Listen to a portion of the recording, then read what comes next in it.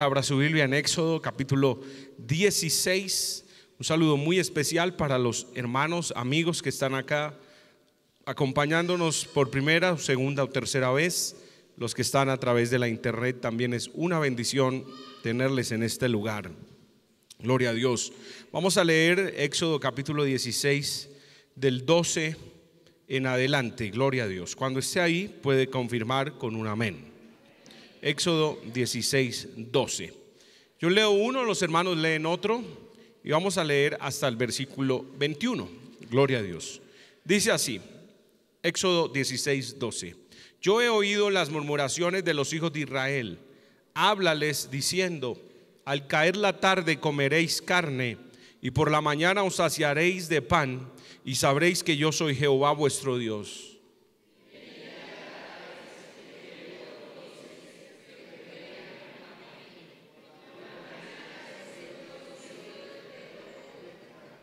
Y cuando el rocío cesó de descender, he aquí sobre la faz del desierto una cosa menuda, redonda, menuda como una escarcha sobre la tierra.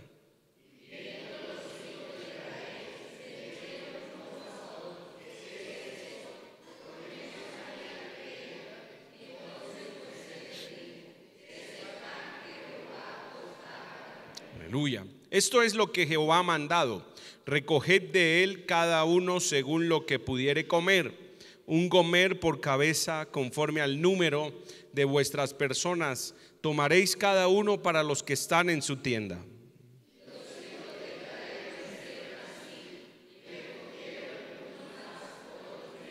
Y lo medían por gomer, y no sobró al que había recogido mucho, ni faltó al que había recogido poco.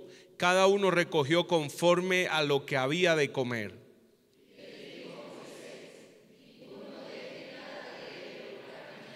Mas ellos no obedecieron a Moisés, sino que algunos dejaron de ello para otro día, y crió gusanos y hedió, y se enojó contra ellos Moisés. Y los recogían cada mañana, cada uno según lo que había de comer, y luego que el sol calentaba, se derretía. Amén. Vamos a orar, que Dios nos bendiga a través de este mensaje que he titulado bajo una pregunta: ¿y mañana qué? ¿Y mañana qué? Amén. Vamos a orar. Padre, en este momento te doy gracias porque me permites estar de nuevo frente a la congregación, a este precioso grupo de hermanos que tiene temor tuyo, que te ama, Señor, que sabe cuán bueno eres tú, cuán fiel eres tú. Con toda humildad y sencillez reconocemos, Señor, que dependemos de ti. Sin ti nada somos, Señor.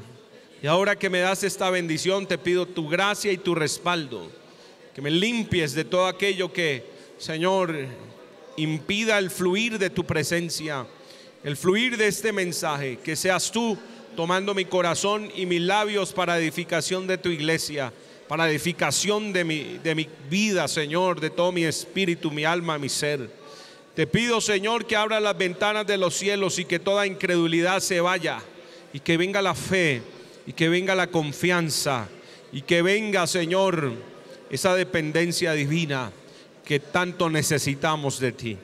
En el nombre de Jesús, gracias, Señor, porque tú nos vas a hablar hoy. Amén.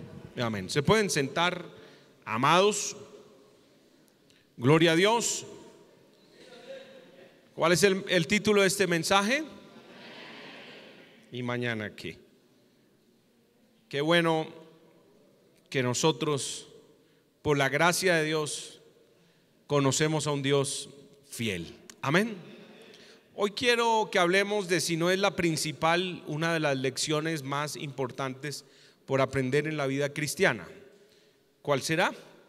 Aprender a depender de Dios.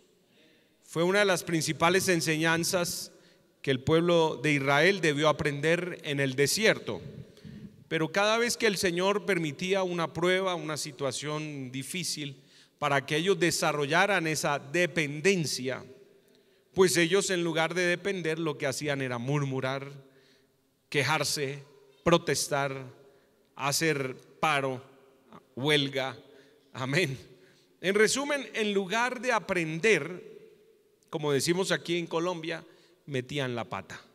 En lugar de avanzar, iban para atrás, se metían en problemas con Dios. Yo pienso que es muy necesario examinarnos en lo profundo y tener claro si ya como hijos de Dios hemos aprendido a depender de Él, y a su vez examinar cuánta es la medida de nuestra dependencia.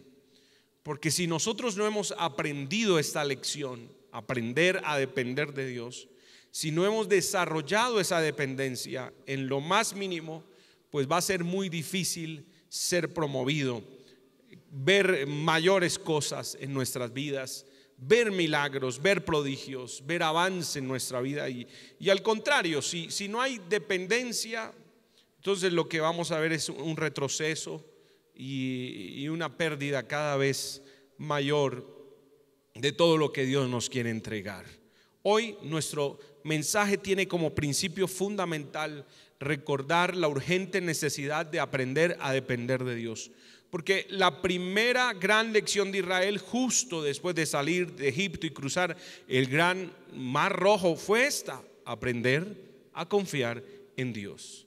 Ahora, cuando nosotros leemos aquí en Éxodo 16:1, nos damos cuenta de un dato bien interesante. Dice la Biblia: partió luego de Elim toda la congregación de los hijos de Israel y vino al desierto de Sin, que está entre Elim y Sinaí. Mire este dato: a los 15 días del segundo mes después que salieron de la tierra de Egipto. ¿Eso qué quiere decir? En la forma en la que nosotros medimos el tiempo, mes y medio. La Biblia tiene una particularidad cuando nos habla de fechas: 15 días del segundo mes, no, mes y medio en colombiano, ¿verdad? Entonces, al mes y medio, cuando estaban en el desierto y empezaron a ver la necesidad, ¿qué fue lo que hicieron? Murmuraron contra Dios. Por eso es que me parece muy propicio compartir este mensaje que Dios ha puesto en mi corazón, porque sobre todo en estas épocas que estamos vivos por la gracia de Dios, encontramos una sociedad enferma espiritualmente, cargada, estresada, llena de afán y ansiedad. Una sociedad, hermano, muy preocupada por el mañana. Han pasado 45 días desde que partió Israel de Elim, solo mes y medio. Y dice el versículo 2: y toda la congregación de los hijos de Israel murmuró contra Moisés y Aarón en el desierto. ¿Y qué fue lo que los movió a murmurar? Una necesidad. ¿Cuál era el motivo? Les decían los hijos de Israel: ojalá hubiéramos muerto por mano de Jehová en la tierra de Egipto, cuando nos sentábamos a las ollas de carne, cuando comíamos pan hasta saciarnos, pues nos habéis sacado a este desierto para matar de hambre a toda esta multitud.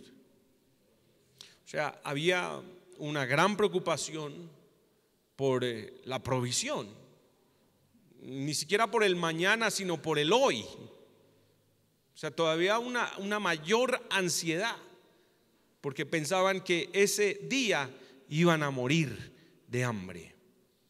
Y esa misma preocupación la encontramos hoy por doquier. Por doquier. ¿Y mañana qué? Y eso es una sociedad que se vive uno se logra dar cuenta, hermano, por el estrés, por la preocupación. Una sociedad que no vive ni disfruta el presente, pensando en esa pregunta: ¿y mañana qué? Una sociedad, incluso unos cristianos, que en lugar de estar confiados en el poder de Dios, la misericordia y la fidelidad de Dios, andan preguntándose: ¿qué será de mí mañana? ¿Y mañana habrá crisis? ¿Y mañana habrá pan? ¿Y mañana habrá abrigo? ¿O mañana me casaré? ¿Será que al fin si Dios va a proveer a algo, a alguien, cualquier cosa? Amén. ¿Será que mañana habrá trabajo? ¿Qué pasará conmigo? Son esas preguntas, ¿no? Como esa incertidumbre, si Dios realmente me va a ayudar, si Dios va a estar conmigo, si Dios me va a sustentar. Pues yo quiero decirte que si hoy viniste con ansiedad, con preocupación del mañana, este mensaje es para ti. Porque lo que Dios quiere es no solo recordarte, sino enseñarte que Él es fiel y que ninguno como Él tan fiel y tan bueno.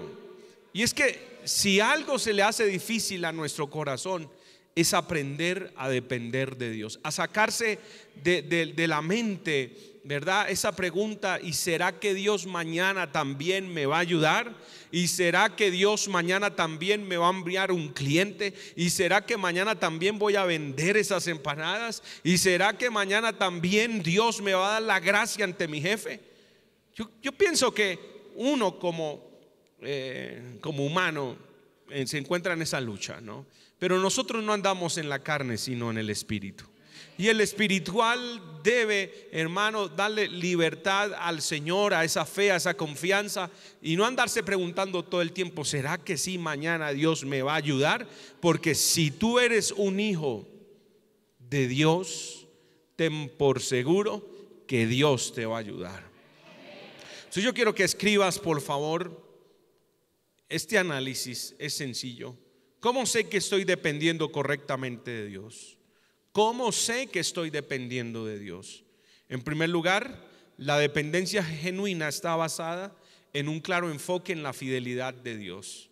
O sea, yo tengo que estar enfocado correctamente en la fidelidad de Dios para saber que sí estoy dependiendo como agrada a Dios.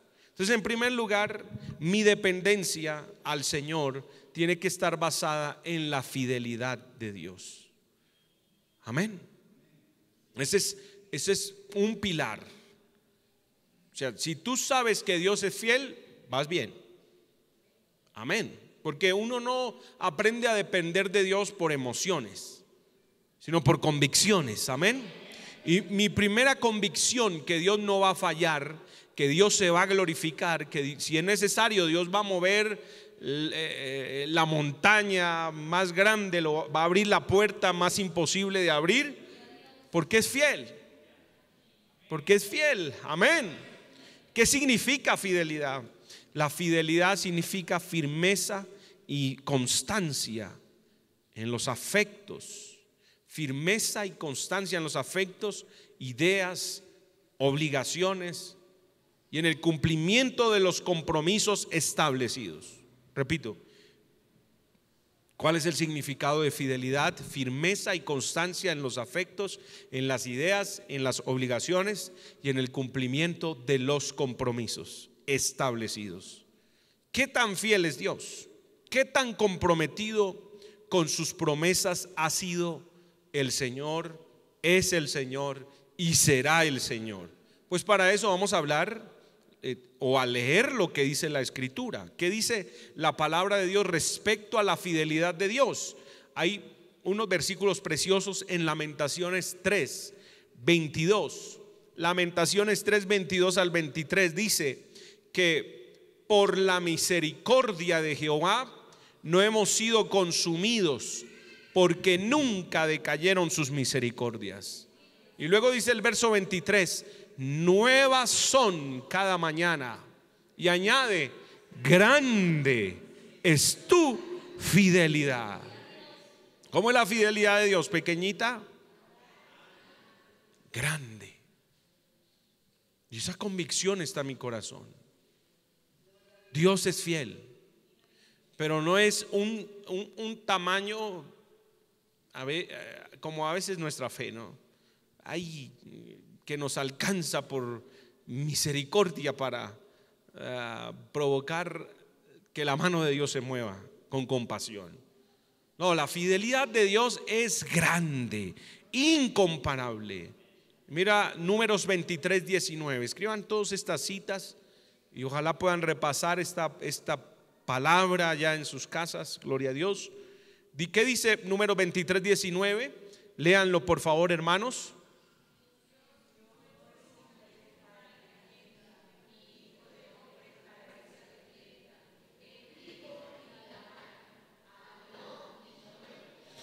Amén. Estamos llegando a números 23, ¿no? Entiendo que algunos están apuntando, tomando notas, está bien. Vamos a leerlo de nuevo. Números 23, 19. Dios no es hombre para que mienta, ni hijo de hombre para que se arrepienta. Él dijo y no hará, habló y no lo ejecutará. Ahí está la respuesta. Si Él lo dijo, Él lo hará. Si Él habló, Él lo ejecutará. Gloria al Señor, porque Dios es fiel. Ahora, en el Nuevo Testamento dice en Lucas capítulo 21 verso 33, un pasaje muy conocido. Lucas 21, 33 dice: el cielo y la tierra pasarán, pero mis palabras no pasarán. Ahí está claro. ¿Qué dice la iglesia del 1 al 10? ¿Qué tan fiel es Dios?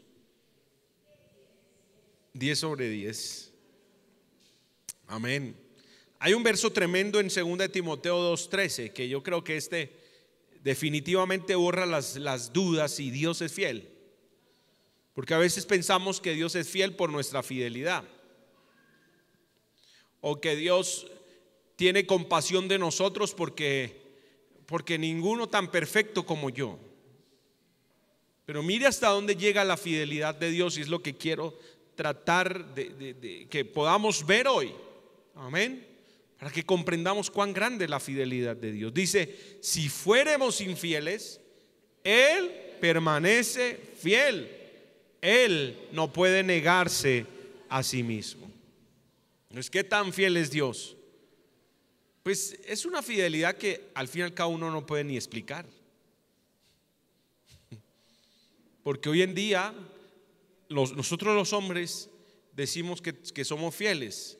¿Hasta qué punto? Hasta que no son fieles, ¿cierto? Hasta que esa otra persona me es fiel, entonces yo soy fiel. Pero hay de que me sea infiel, porque hasta ahí yo sigo siendo fiel.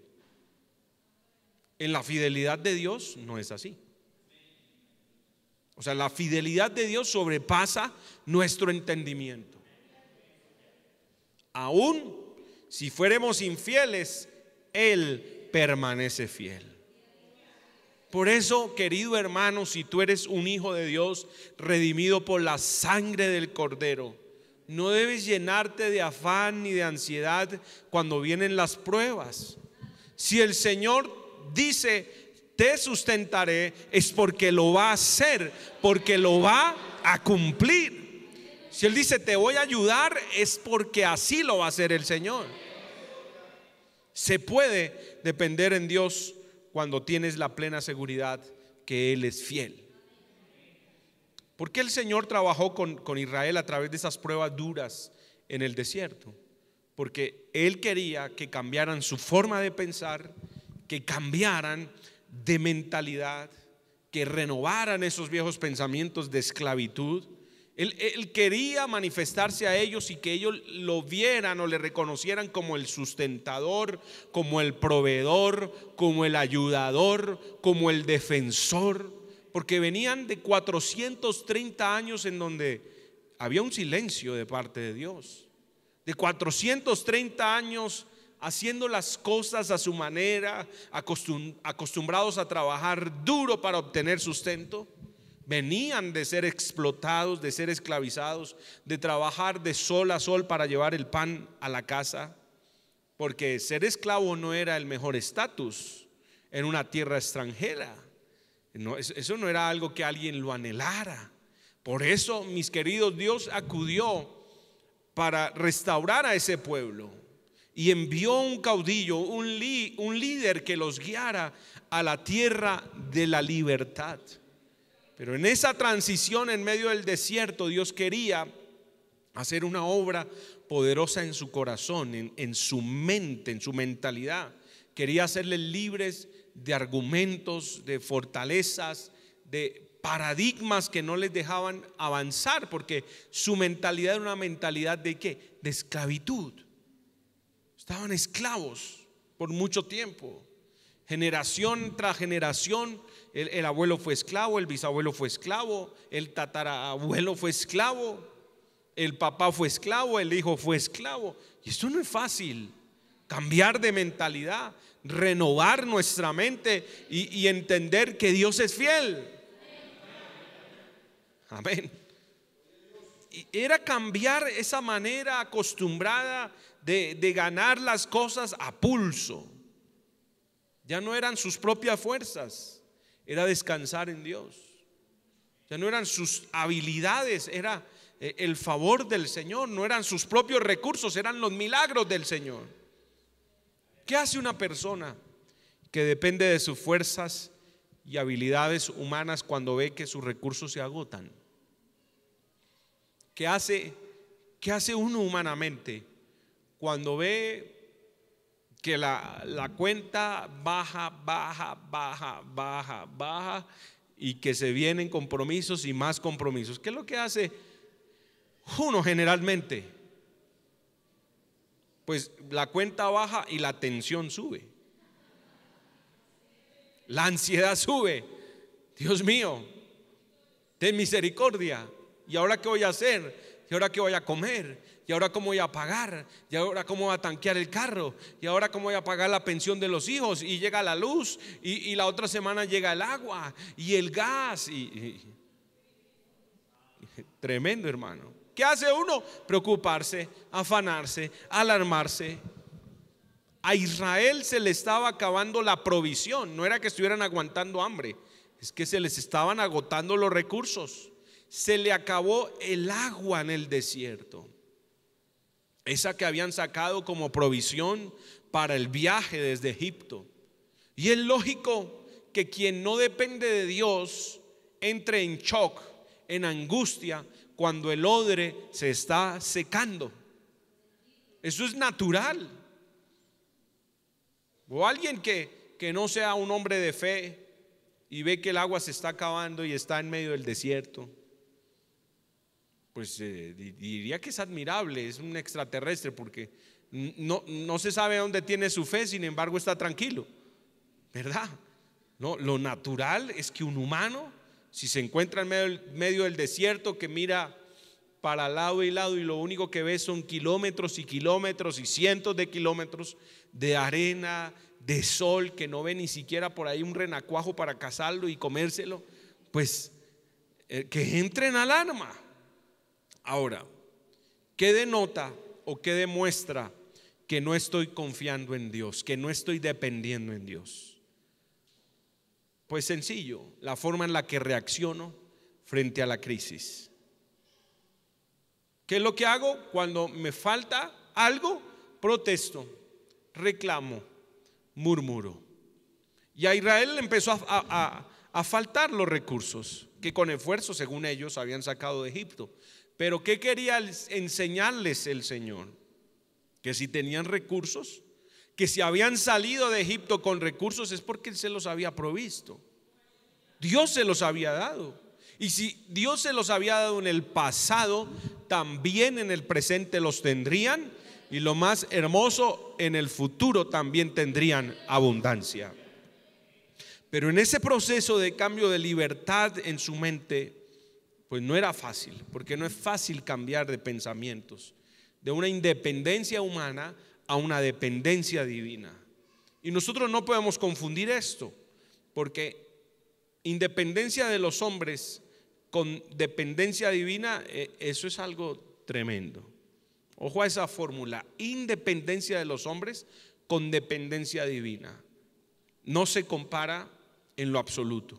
Y sé que para los nuevos cristianos esta lección es bien difícil de aprender, porque la primera, la independencia de los hombres, es decir, yo no necesito que nadie me ayude, está basada en la que yo puedo hacer por mi propio esfuerzo. Yo no necesito que mis papás me ayuden. Yo quiero salir adelante y me voy a independizar y me voy a ir de la casa y voy a tener mi propio negocio. Esa independencia en cierta manera es buena, pero depende de dónde esté fundamentada. Porque si está basado en que me quiero independizar para que nadie me ayude, para que nadie tenga que decirme yo estoy contigo, ¿verdad? Pues es peligroso. Esa independencia es buena cuando tú quieres emprender algo, amén, no está malo. que no quiero depender de un horario, depender de una mensualidad. Está bien que lo anheles si lo quieres y requieres. Ser independiente de una empresa o de un sistema es importante, pero asimismo hay que anhelar, aunque una independencia laboral de los hombres, o sea, que yo no tengo un jefe, asimismo debo anhelar depender de Dios. Es más, hay que llevarlo al punto en que mi independencia de los hombres está basada en que dependo de Dios. Porque se puede ser dependiente de Dios estando en una empresa, ¿verdad?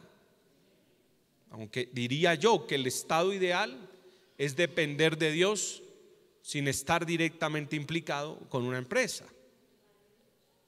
Aunque para estar allí se requiere cierto valor en cuanto a fe y confianza en lo que Dios puede hacer. Ahora, cuando aprendemos esta gran lección, nuestro emprendimiento, nuestros nuevos negocios entran en una nueva dimensión. Y hablo de todo esto porque, mis amados, en nosotros debe estar ese deseo de crecer, de avanzar. Amén. De no estar ahí 40 años trabajando para alguien o 50 años trabajando para alguien sabiendo que Dios a mí me puede bendecir independientemente también. Es muy respetable y por supuesto el trabajo es una bendición, pero el estado ideal, diría yo, donde tú tienes el tiempo, la disponibilidad del tiempo, que si quieres venirte a ayunar, ¿quién te dice que no? Que si quieres irte a evangelizar, ¿quién te dice que no? Que si quieres dar una ofrenda mayor, ¿quién te dice que no? ¿Verdad? Yo pienso que eso uno lo debe anhelar bajo la guianza de Dios. Bajo la guianza de Dios. Si no es Dios, mejor no nos metamos en problemas. Pero hay que aprender, lo más importante, a depender del Señor. Y cuando uno aprende eso, que es lo más importante, entra a un nuevo nivel. ¿Y sabes cómo se llama ese nuevo nivel? Aprender a depender de Dios. La dimensión de lo sobrenatural. Porque la gente que depende de Dios ve milagros, ve prodigios, ve maravillas, ve cosas tremendas, cosas extraordinarias. Los negocios en donde está metido Dios, las empresas en donde está el Señor como centro, son sustentadas por el mismo Señor. Las casas donde el Señor es el centro, ven la gloria de Dios. Entonces Dios quería que los israelitas aprendieran a depender de Él basados en su fidelidad. Había que poner ese pilar. Como hoy, si es que no lo tienes, tienes que colocar ese pilar, esa convicción en tu corazón, que Dios es fiel. Y como Él es fiel, Él está esperando de nosotros una dependencia total y radical. Porque Dios no quiere una dependencia parcial de sus hijos. Él quiere una dependencia radical y genuina. Gloria al Señor. Mis hijos no están dudando de mí como padre si les doy de comer o no. O sea, a ellos no les pasa por la mente si yo les puedo dar o no les puedo dar. Sencillamente el pequeñito sabe cómo es la técnica. 5 meses. A llorar se dijo. Y él no está dudando si mamá tiene o no tiene leche para darle. Él sabe que hay que pedir. Y esa es su manera de pedir. Y ahí donde no se le preste atención. Porque él sabe que allí está la provisión. De igual manera mi hija. Ella no se preocupa por papá, mamá, tienen algo de comer, que quisiera comer. No, sencillamente va a la nevera, abre y lo que encuentre, hermano. Que ellos saben que en casa hay provisión. Y si no hay algo por ahí en la nevera, pues entonces tengo hambre. ¿Dónde está la comida? Tengo sed, quiero leche. Hay una certeza y una convicción en que hay provisión. Mira esto en Isaías 41:10. Gloria al Señor. Dice la palabra, son palabras del Señor: no temas, porque yo estoy contigo. No desmayes, porque yo soy tu Dios que te esfuerzo. Siempre te ayudaré, siempre te sustentaré con la diestra de mi justicia. Gloria al Señor. ¿Cuántos creemos que el Señor lo estaba diciendo en serio? Amén. Lo estaba hablando con toda sinceridad. El Señor no estaba hablando por hablar, para emocionarnos. No estaba prometiendo sin la intención de ser fiel a su promesa, a sus planes. ¿Y sabes qué es lo hermoso? Que esa promesa de Isaías 41:10 es una promesa para todo aquel que hoy cree en la fidelidad de Dios. Levante la mano el que dice amén. Yo creo que Dios es fiel. Del 1 al 10, mi Señor es 10. Bueno, si uno pudiera darle una calificación, amén. Porque la fidelidad de Dios, como lo dije, sobrepasa todo entendimiento. Si Dios dijo no temas, es porque no debes temer. Si Dios dijo yo estoy contigo, es porque está con nosotros. Si Dios dijo yo te esfuerzo, es porque nos dará la energía, porque nos dará la fortaleza, porque nos dará el respaldo todos los días. Todos los días. Si Dios dijo siempre te ayudaré, es porque lo hará, y lo hará sin falta. Gloria al Señor. Denle ese aplauso al Rey de Gloria. Aleluya. El Señor es fiel. Si Dios dijo siempre te sustentaré, Él no estaba hablando por hablar. Si dijo siempre te sustentaré, es porque cada mañana renovará su fidelidad sobre nuestras vidas. Y si es necesario hacer milagros, los hará. Porque aprender a depender de Dios es entrar en el terreno de lo sobrenatural. La palabra dice en el Salmo 32:10: muchos dolores habrá para el impío, mas al que espera en Jehová le rodea la misericordia. Al que espera en Jehová. Para esperar en el Señor hay que confiar. Al que espera en Jehová, al que confía en Jehová, al que sabe que Dios es fiel, le rodea la misericordia. Por eso, en segundo lugar y como segundo pilar, nuestra dependencia de Dios debe estar fundamentada en la misericordia de Dios. Escribe ahí: mi dependencia debe estar basada en la misericordia de Dios. Primero, en la fidelidad de Dios. Número 2, en la misericordia de Dios. ¿Qué significa misericordia? Inclinación a sentir compasión por los que sufren y ofrecerles ayuda. Eso es misericordia. Tener sensibilidad cuando ve una necesidad. Inclinación a sentir compasión por los que sufren y ofrecerles ayuda. Esto que nos enseña que Dios tiene corazón, que Dios no es insensible, que Dios no es de piedra, que Dios oye nuestro clamor, que Dios ve nuestras lágrimas. Que Dios tenga misericordia denota una única y particular cualidad: que Dios está vivo. Si tiene compasión, es amoroso y bondadoso, es porque Él está vivo. Nuestro Dios no está muerto, hermano. Él está vivo. Y como está vivo, es misericordioso. Así que el hecho maravilloso que Dios tenga misericordia implica que Dios tiene la capacidad de ver y saber todo lo que nos preocupa, todo lo que nos afana, todo lo que nos llena de ansiedad.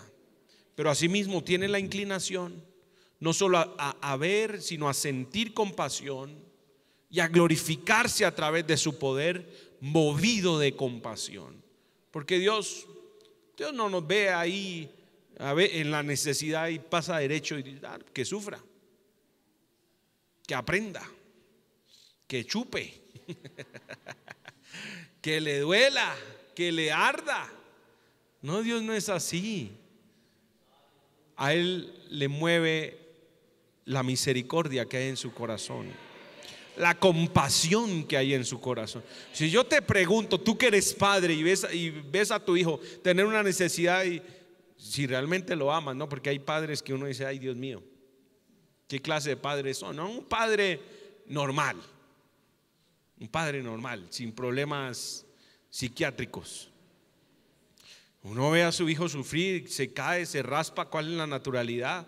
Ir a auxiliarlo, estás herido, ven, te llevo, te alzo a la cama, ¿verdad? Allí te pongo las vendas, te sano la herida. Ese es el corazón del Padre.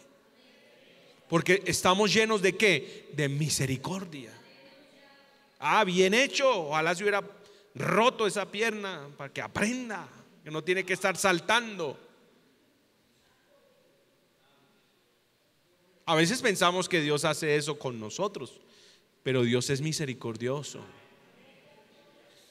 Que uno sabe que si el hijo se fue desobediente, se cayó, se accidentó, uno salió mal, pero ven, te ayudo. Lo que me importa es que estés bien, que estés sano, que estés completo.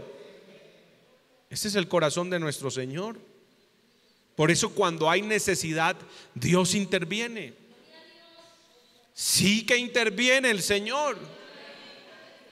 ¿Cuántos sabemos de verdad que Dios es el tipo de padre que cuando ve a su hijo en apuros interviene? Yo lo sé, hermano. Entonces, si sabemos que interviene, ¿por qué muchas veces andamos desesperados? ¿Por qué muchas veces andamos afanados con la tensión en 300? Con la cabeza que se nos va a explotar, porque es una lucha en nuestra carne con el espíritu. Pero el espíritu tiene que vencer, porque mi convicción me recuerda que Dios es fiel y misericordioso. Dios sabe cuáles son nuestras necesidades, sí que lo sabe, hermano. Él sabe que nos da frío, que necesitamos un techo, que necesitamos un abrigo. Él sabe que nos da hambre, que necesitamos pan. Recuerda ese verso de Lamentaciones 3:22: por la misericordia de Jehová no hemos sido consumidos, porque nunca decayeron sus misericordias. Nuevas son cada mañana, grande es tu fidelidad.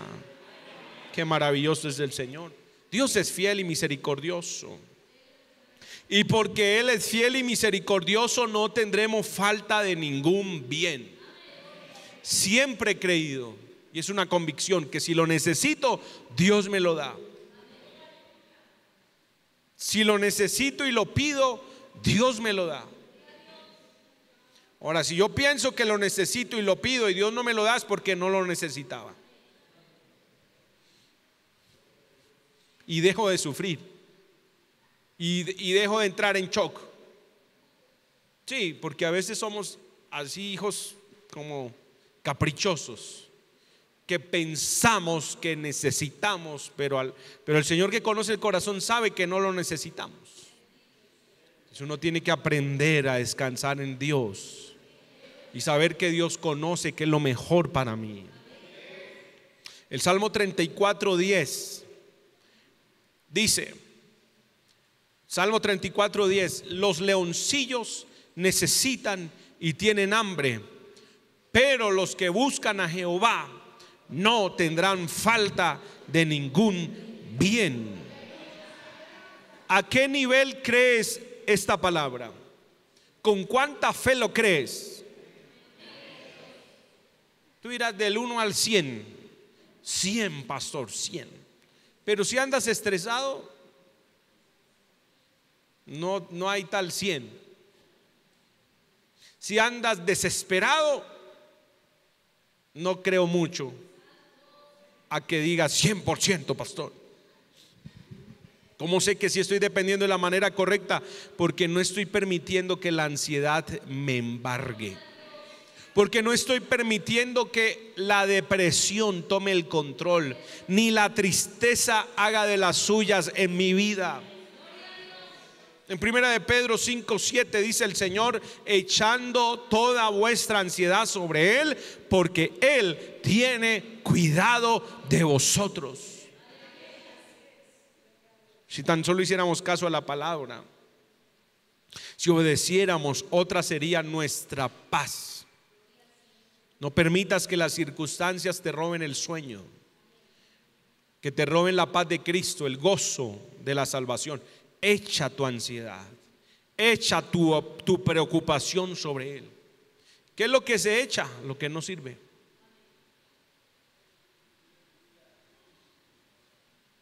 Uno echa a la basura lo que no sirve.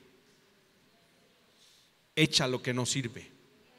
Sácalo, llévaselo al Señor, porque Él es fiel y misericordioso. Ahora, cuando tú conoces a Dios y apelas a su misericordia en momentos de dificultad, sabes que Dios va a hacer algo. ¿Qué hará? No sé. ¿Cómo lo hará? No sé. ¿De qué manera? No sé. Solo sé que en su misericordia se va a manifestar sobrenaturalmente. Aleluya. Solo sé eso, que Dios se va a manifestar. ¿Cómo, cuándo, a qué hora? No sé, pero sí sé que no llegará tarde, porque es misericordioso. Número 3. Son solo 3 pilares, no piense que son 7. El tercer pilar donde debemos fundamentar nuestra dependencia divina es el poder de Dios. El poder de Dios. Mi dependencia divina tiene que estar sustentada o fundamentada en el poder de Dios. ¿Cuán poderoso es Dios? ¿Qué tanto puede hacer Dios por mí?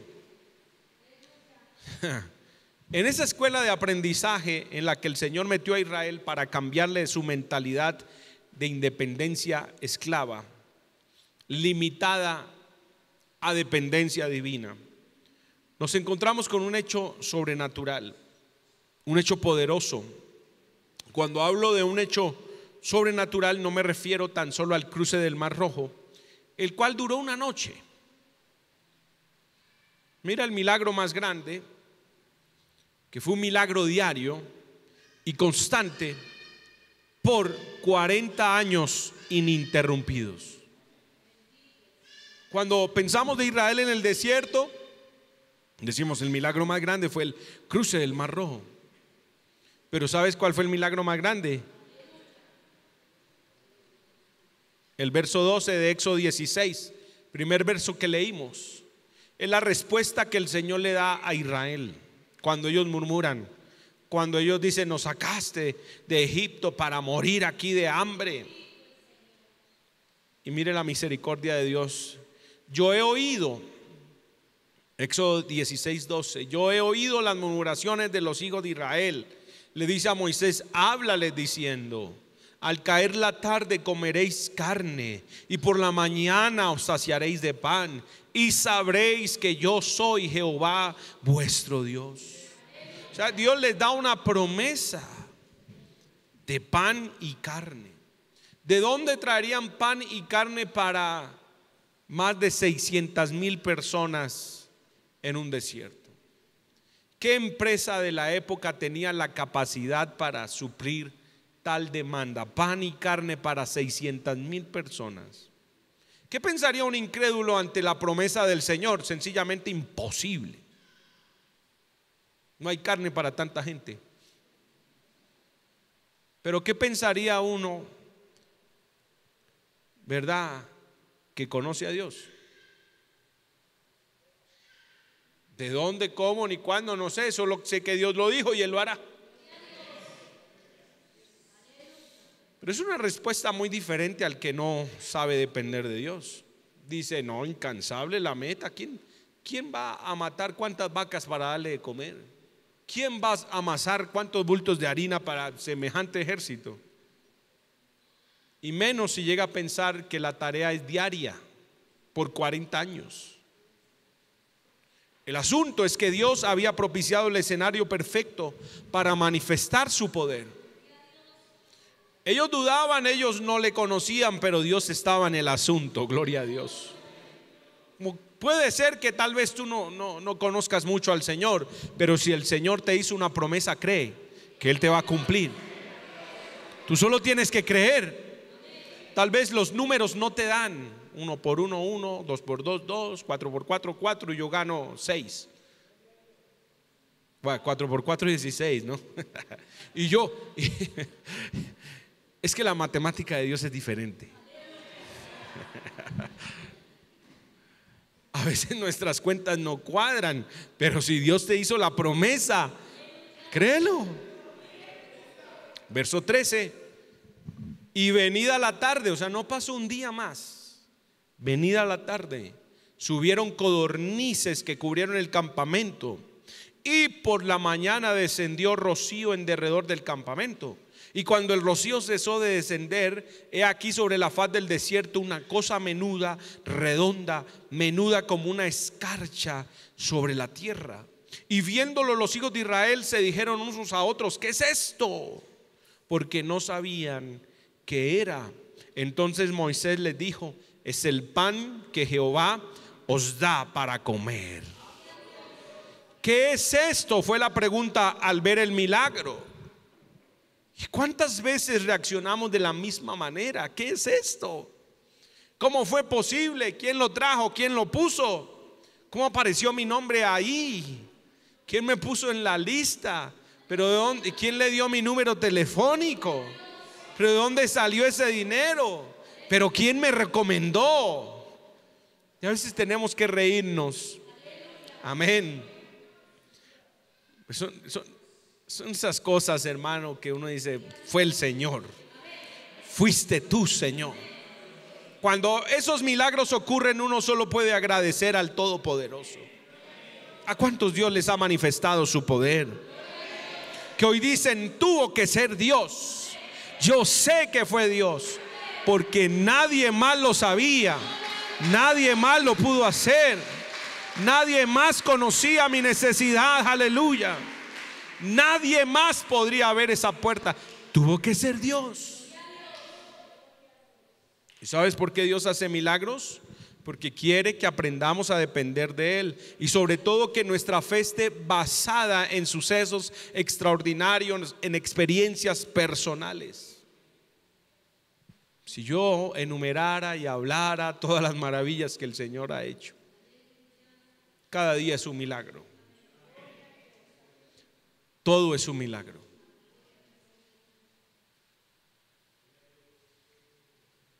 ¿Cuántos milagros Dios ha hecho en tu vida?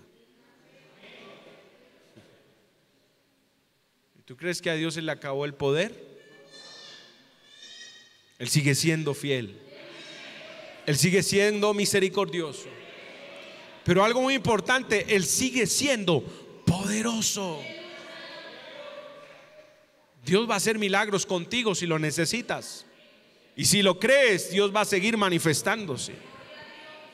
Yo creo que Dios va a traer una visitación a nuestras familias, a tu familia. ¿Para qué? Para que nuestra dependencia no esté basada en los hombres, sino en Él. Gloria al Señor. Qué bueno es Dios. Israel estaba empezando apenas aquí, en el capítulo 16, a ver lo grande que es Dios. Y digo lo grande que es, no era, porque sigue siendo grande. Verso 16, cuando ellos dicen: ¿qué es esto? Moisés le dice: es el pan que Jehová da para comer. Esto es lo que Jehová ha mandado: recoged de él cada uno según lo que pudiere comer, un gomer por cabeza, conforme al número de vuestras personas tomaréis cada uno para los que están en su tienda. Y los hijos de Israel lo hicieron así: recogieron unos más, otros menos, y lo medían por gomer, y no sobró al que había recogido mucho, ni faltó al que había recogido poco. Cada uno recogió conforme a lo que había de comer. Y le dijo Moisés: ninguno deje nada de ello para mañana. Y viene la parte principal de este proceso, quizás la parte más difícil.